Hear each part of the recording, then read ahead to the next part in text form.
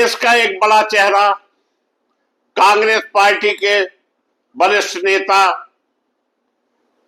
पवन खेड़ा, जिनको गिरफ्तार करने के लिए आसाम पुलिस दिल्ली पहुंच गई, वो भी 100, और उसमें देश के गृह मंत्री अमित शाह की पुलिस भी शामिल थी, लेकिन वो अपने मकसद में कामयाब नहीं हो पाए। और आसाम के मुख्यमंत्री, जो कि पवन खेड़ा को पेड़ा बनाना चाहते थे,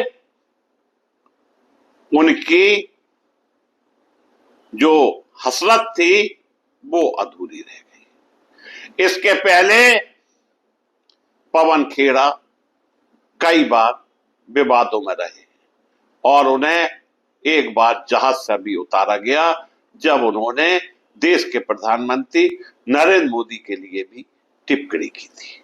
नमस्कार, मैं मुकेश सुधैनिया, आप देख रहे हैं सीधे बोल यूपी। आज की सबसे बड़ी खबर, राजनीति सत्ता और कानून के गलियारों से निकलकर सीधे जनता के बीच सवाल बनकर रह गई।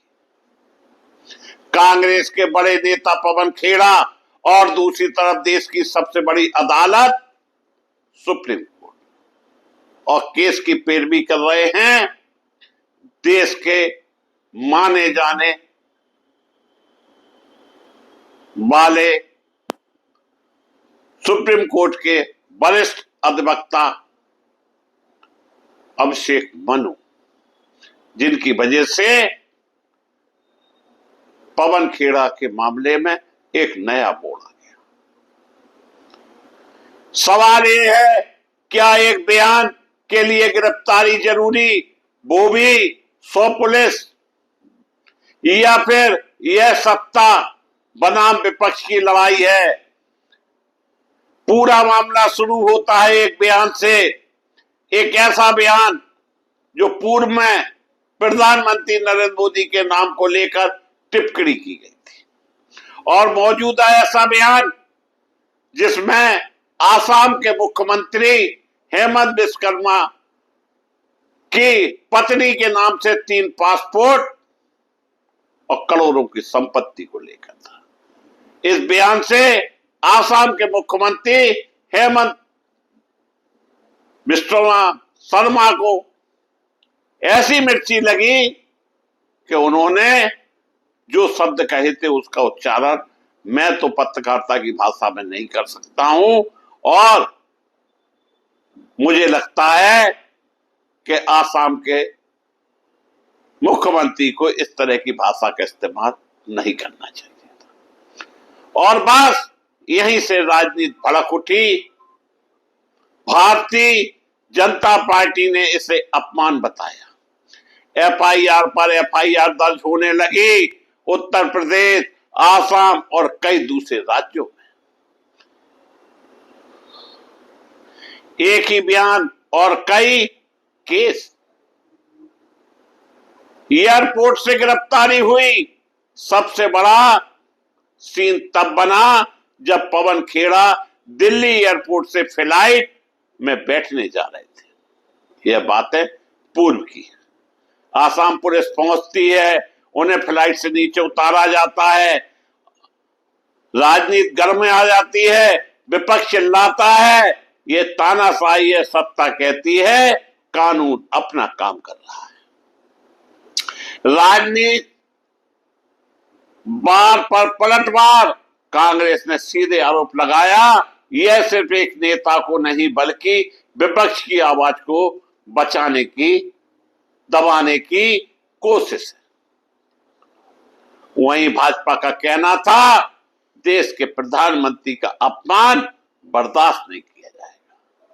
भला ही देश के प्रधानमंत्री किसी का भी अपमान करते रहे, लेकिन देश के प्रधानमंत्री का अपमान बर्दाश्त नहीं किया जाएगा। अब सवाल यह कानून का हथियार बनाकर इस्तेमाल किया गया।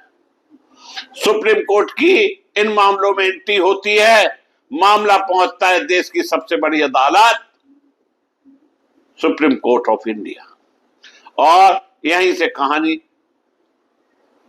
पलटती है। कोर्ट ने क्या कहा यह भी हम आपको बताते हैं। एक ही बयान पर कई एफआईआर अलग अलग राज्यों में कैसे, कोर्ट ने साफ संकेत दिया यह ठीक नहीं। अग्रिम जमानत मिली। सुप्रीम कोर्ट ने पवन खेड़ा को अंतरिम जमानत पूर्व के मामलों में दे दी, लेकिन गिरफ्तारी पर रोक लगा दी। उन्हें कानूनी सुरक्षा मिल गई और यहीं से विपक्ष को मिला एक बड़ा हथियार। कोर्ट की सख्त टिप्पणी, कोर्ट ने कहा एक ही मामला में बार बार एफआईआर यह उचित नहीं है। कानून का इस्तेमाल संतुलित होना चाहिए। और यहीं से वो लाइन है जिसे पूरे मामले में पूरा मामला ही चेंज कर दिया, पूरा मामला ही बदल दिया। असली खेल क्या हुआ अब जरा गहराई से समझिए। क्या यह सिर्फ एक बयान का मामला है या 2024 में आने वाले चुनाव की सियासत का टेलर था? उस समय लोकसभा के चुनाव थे।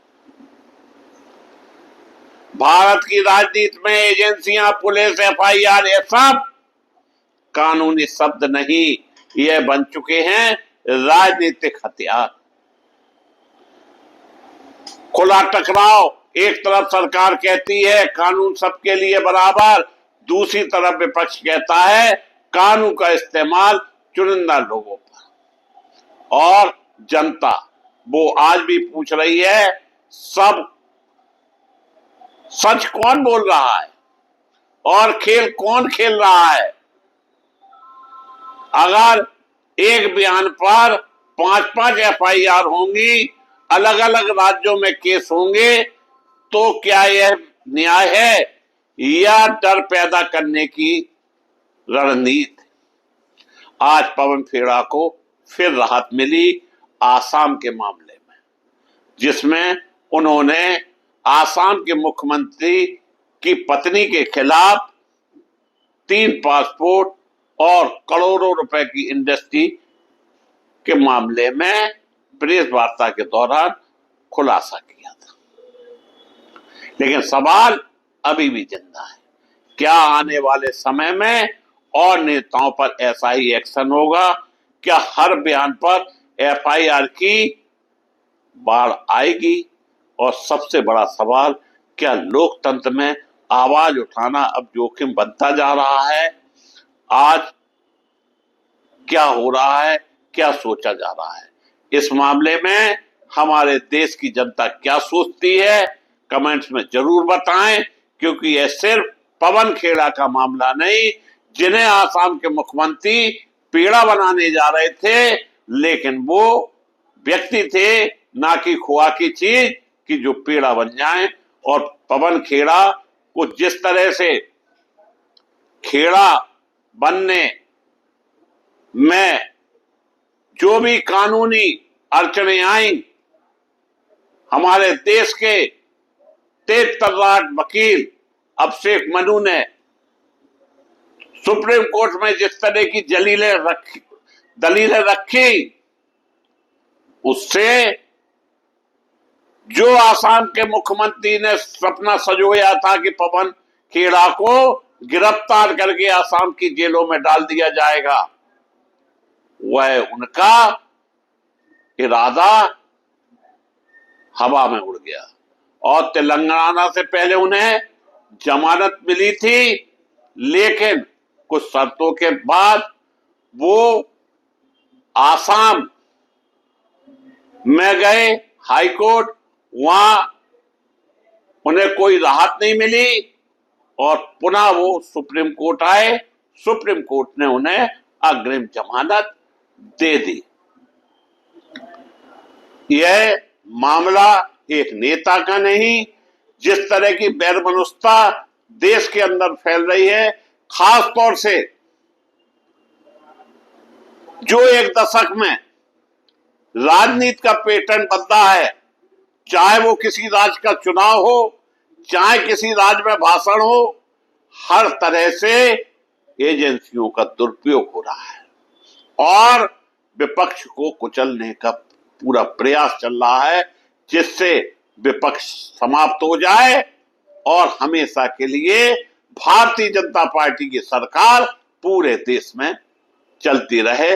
विपक्ष जब रहेगा ही नहीं तो फिर आप कुछ भी करते रहे, आपसे बोलने वाला कोई नहीं है। इसलिए हमारे देश की जनता कमेंट्स करके जरूर बताएं कि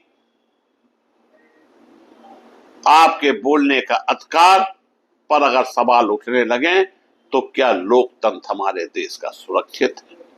इसी के साथ हम अपने शब्दों को विराम देते हुए आप सभी को धन्यवाद देकर अपनी बात समाप्त करें।